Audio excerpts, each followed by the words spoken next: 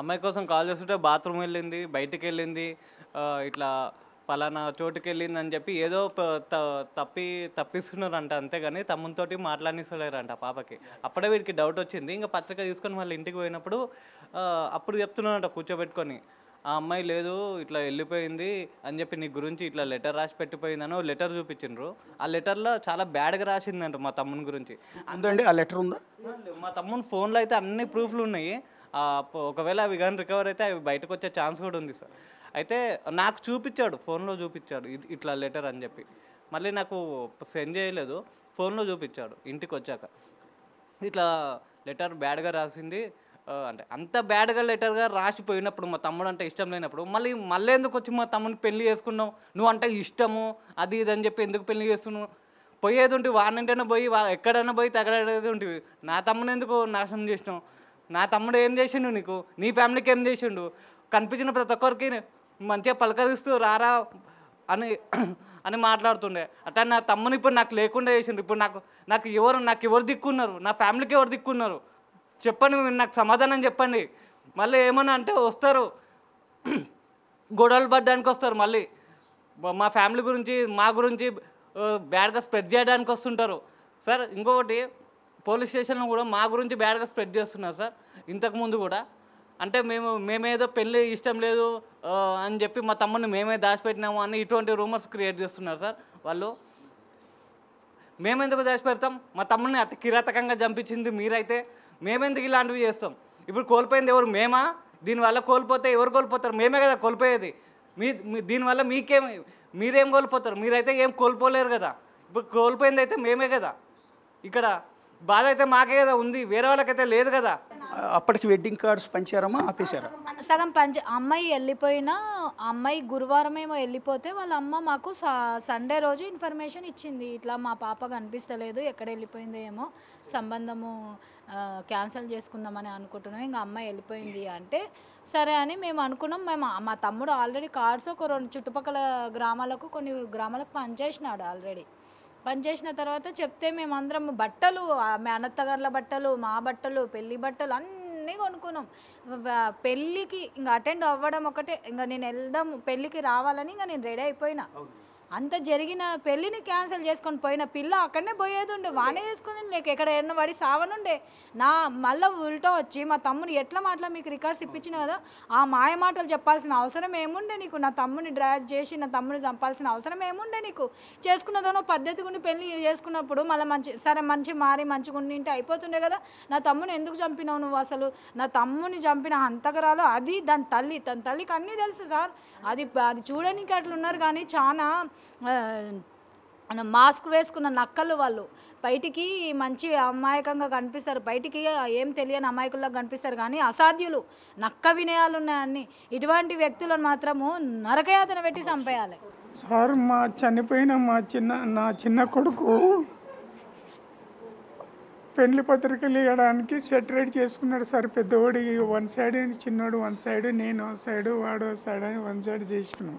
అప్పుడు కాలు ఇరిగిలేదు సార్. ఇరిగిన తర్వాత వీడి పెళ్లి పత్రికలు తీసుకొని కర్నూలు పోయినాడు సార్. కర్నూలు పోతే అత్తగారింటి కాడికి పోయిన తర్వాత పిల్ల లేదు డాడీ, ఎటు పోయిందో పాప, పిల్ల లేదంట. 4-5 రోజులు అయినంట. చెన్నైకి పోయిందంట అని అన్నాడు. చెన్నైకి పోయిందంట అని అన్నారు. చెన్నైకి ఎట్లా పోతుంది రా, ఊకోలేదంట. ఆమె స్కూటీ ఉంది కదా, స్కూటీ తీసుకొని అన్ని రిజర్వేషన్ చేసుకొని స్కూటీ తీసుకొని ఇంకా చెన్నైకి వెళ్ళిపోయిందంట అని చెప్తే ఇంకా రాలే. 2 రోజులు రాలే, 3 రోజులు రాలే, 4 రోజులు రాలే, 5 రోజులు రాలే. ఇట్లా గడిచిపోయారు సార్.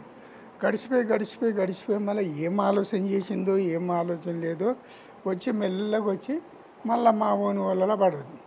తేజ మన ఇద్దరం ఎట్లనే చేసి వాని కళ్ళబొల్లి మాటలు వాని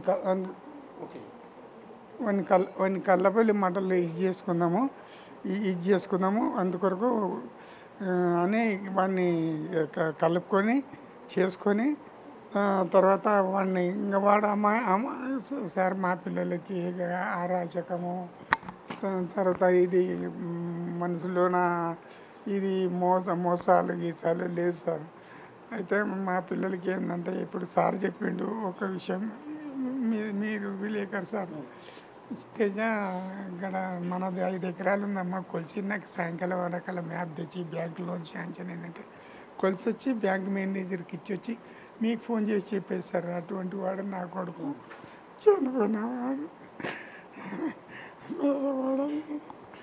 వాడు పోకుండా ఉండంటే ఈ చరిత్రనే తెలియదు సార్. ఈ పిల్ల పోయినదే తెలియదు మాకు. ఆ పిల్ల ఇంకా 3 రోజులు పోతుందా, 4 రోజులు పోతుందా, 5 రోజుల్లో పోతుందా ఇంకా తెలియనేకుండే. పెళ్ళికి ఆ రోజు పెళ్ళికి మీరు వెళ్ళారండి? నేను పోయినా సార్. అక్షంతలు వేసి వచ్చారా? మా భార్య నేను ఆమె నన్ను తిట్టింది, నేను ఆమె తిట్టిన.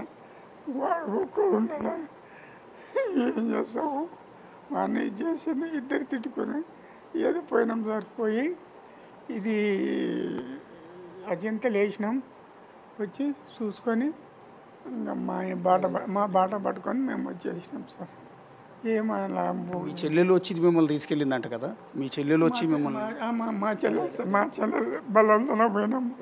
అనాథలాగా పెళ్లి చేసుకుంటున్నాడు, మీరు అందరూ రండి కనీసం అక్షంతలు అంటే వేయండి అని ఆమె వచ్చి ఒప్పించినాక మీరు వచ్చింది అన్నది ఆమె ప్రెషర్ నుంచి ఇది పెళ్లి కార్యక్రమం అయినది కూడా ఆమె ప్రెషర్ ఉంటే. వెడ్డింగ్ కార్డ్ అది మీరే కొట్టించారు పెద్ద ఆయన? నేను కొట్టించాను సార్. ఎంటైర్ ఫ్యామిలీ తరఫున, ఫ్యామిలీకి మా ఛానల్ తరఫున మిమ్మల్ని క్షమించమని అడుగుతున్నాం. ఇంత బాధలో ఉన్న మిమ్మల్ని ఇక్కడికి వచ్చి మిమ్మల్ని ఏడిపించే ఉద్దేశం కాదు, మీకు న్యాయం చేయాలన్న ఉద్దేశంలో. నాకు మీ నుంచి ఒకటే సార్, వాళ్ళకి తొందరగా శిక్ష పడాలి సార్ ప్లీజ్ సార్. ఎందుకంటే మన చట్టాలు ఎలా ఉన్నాయంటే ఒకసారి ఇన్సిడెంట్ జరిగితే కన్నా ఒక 1 మంత్ మాత్రమే గుర్తుపెట్టుకుంటాం, తర్వాత మర్చిపోతున్నాం సార్. ఇలా మనం మర్చిపోవడం ఏమవుతుందంటే అది జరుగుతూనే ఉన్నాయి సార్. ఇంకొక ఫ్యామిలీ ఇంకో కుటుంబం. ఎందుకండి మొన్న మేఘాలయాలు జరిగింది, అందరం బాధపడ్డాం, దేశం మొత్తం బాధపడింది. ఎందుకంటే మేఘాలయాలో సేమ్ హనీమూన్కి అనే అబ్బాయిని తీసుకెళ్ళి ప్రియుడితో కలిసి అతన్ని చంపించేసిందండి. హనీమూన్ మర్డర్ అని ఇప్పుడు దేశం అంతా డిస్కషన్ నడుస్తోంది. ఆమెని, ఆమె తల్లిని, ఫ్యామిలీ మెంబర్స్ అందరిని అరెస్ట్ చేశారు. అది మర్చిపోకముందు బహుశా నేను అనుకోవటం ఏంటంటే అది చూసుంటుంది. ఎందుకంటే పేపర్లో, టీవీల్లో, యూట్యూబ్ ఛానల్స్లో, సోషల్ మీడియాలో విపరీతమైన పాపులర్ అయింది ఆ హనీమూన్ మర్డర్ అనేది, మేఘాలయాలి. అది చూసి ఇన్స్పైర్ అయ్యి ఈ మర్డర్ చేయించిందని అనుకుంటున్నాం మేము. అంటే ఎక్కడ మారట్లా, ఇన్సిడెంట్ జరుగుతూనే ఉన్నాయి. అదే ఆ హనీమూన్ మర్డర్ చేసిన ఆ తల్లిని ఇమ్మీడియట్గా ఉరిదీసి ఉంటే ఈమెకి భయం వచ్చేది, రేపొద్దు నేను కూడా దొరికిపోతాను, ఉరిదీస్తాను. అది అంటే మన చట్టాలు ఎలా ఉన్నాయంటే సార్ తొందరగా శిక్షించారు సార్. అది వాయిదా పడుతూ 10-15 ఏళ్ళు, కనీసం 10-15 ఏళ్ళు నడవాలి. వరకు బాధితులుగా మిగిలిపోతున్నాం సార్. వాళ్ళు మాత్రం మంచిగా ఎంజాయ్ చేస్తుంటారు సార్. బెయిల్ వస్తుంది, ఆరాము ఒక 90 డేస్లో బెయిల్ వస్తుంది, వాళ్ళకి మంచిగా ఎంజాయ్ చేస్తుంటారు సార్. వాళ్ళు మాత్రం బాగా ఇద్దరు మధ్య తిరుగుతూ ఉంటారు సార్. కానీ చనిపోయిన తల్లికి మాత్రం శోకం అలాగే ఉంటుంది, తల్లిదండ్రులకు మాత్రం శోకం అలాగే ఉంటుంది సార్. అలా జరగకుండా ఉండాలంటే మన చట్టాలు మొత్తం మార్పు చెందాలి సార్. తొందరగా సౌదీ లాంటి చట్టాలు ఎట్లా ఉంటాయి సార్, దొంగతనం చేస్తే చేయరు ఎరగొడతారు, ప్రాణానికి ప్రాణం అట్లా చంపేసారు కదా, వాళ్ళ ప్రాణం తీసేయాల్సిందే సార్. స్పీడ్గా విత్ఇన్ ఒక 1 మంత్లో, అట్లీస్ట్ 1 మంత్లో అయినా సరే వాళ్ళు ఉరిశిక్ష అనుభవిస్తే కానీ ఇంకొకరు చేయకుండా ఉంటారు సార్. ఇంకొక తల్లి శోకం అనేది జరగకుండా ఉంటుంది అనమాట. అట్లా తొందర మీ నుంచి మాకు మీడియా నుంచి మాకు వచ్చింది అదే సార్. అదే మళ్ళీ అడుగుతున్నాం. పెద్ద అయినా మీరు కూడా మమ్మల్ని క్షమించాలి, ఈ టైంలో మిమ్మల్ని ఏడిపించాను నేను, మీ హెల్త్ బాగాలేదు అయినా కూడా మళ్ళీ మాట్లాడించి మిమ్మల్ని ఏడిపించాను. అమ్మ మీరు కూడా క్షమించాలి, మానవత్వం ఉండాలి ఈ సందర్భంలో. అంటే ఛానల్స్ టీఆర్పీల కోసమో, సంచలనం కోసమో, వ్యూయర్షిప్ కోసమో కాదు, ఇక్కడ ఒక మానవత్వంతో చేసాం. నాకు కూడా లైవ్ చేస్తుంటే కళ్ళంటి నీళ్ళు వచ్చే పరిస్థితి ఉంది. ఎందుకంటే ఆ హృదయ వేదన, ఏ తప్పు చేయకుండా, ఏమైనా తప్పు పాపం చేసి అన్యాయం చేసిన వాళ్ళని చంపితే తప్పు లేదు, పెద్దగా బాధపడం మనం. లేదా అదే తేజేశ్వరి ఏదైనా జబ్బు చేసి చనిపోయి ఉంటే, ఏ గుండెపోటుతోనో, ఏ యాక్సిడెంట్ అయ్యో, లేదా ఇంకా ఏదైనా జబ్బుతో చచ్చిపోయి ఉన్నా వీళ్ళు ఇంత ఫీల్ అవ్వరు. ఎందుకంటే దేవుడు ఇచ్చాడు, ఆయుష్ను సగంలోనే ముగించి తీసుకెళ్ళిపోయాడని కొన్నాళ్ళు ఏడ్చేవాళ్ళు, బాధపడేవాళ్ళు, ఫోటో ఒకటి దండేసి ఇంట్లో పెట్టుకుని అప్పుడప్పుడు చూసుకుంటూ బాధపడేవాళ్ళు. కానీ తన ఏ పాపం తెలియని, అన్యం పుణ్యం ఎరిగిన తన బిడ్డని అన్యాయంగా ఒక అమ్మాయి ఇంత దారుణంగా హత్య చేయించిందన్న విషయాన్ని జీర్ణించుకోలేరు, డైజెస్ట్ చేసుకోలేరు. ఇప్పుడు ఆ తండ్రి చెప్పాను కదా, తండ్రి ఆయన చేతుల మీద పెంచాడు ఆ బిడ్డని, 3 బిడ్డల్ని తన చేతుల మీద పెంచాడు. ఇప్పుడు అలాంటి కొడుకు లేకపోయేటప్పటికి ఆ తండ్రి ఎలా ఉన్నాడో చూడండి. తాను కని పెంచి 9 మాసాలు కనిమోసి పెంచిన తల్లి చూడండి ఎంతలా కుంగిపోతోంది, ఏ పరిస్థితిలో ఉందో చూడండి. తన తోడబుట్టి తనతో పాటు కలిసి పెరిగిన తమ్ముడు ఇంత దారుణంగా హత్యకు గురై చివరికి డెడ్ బాడీ ముఖం కూడా చూడలేని పరిస్థితిలో వాడిని చూసామని అక్క ఎంత కుమిలిపోతుందో చూడండి ఒకసారి.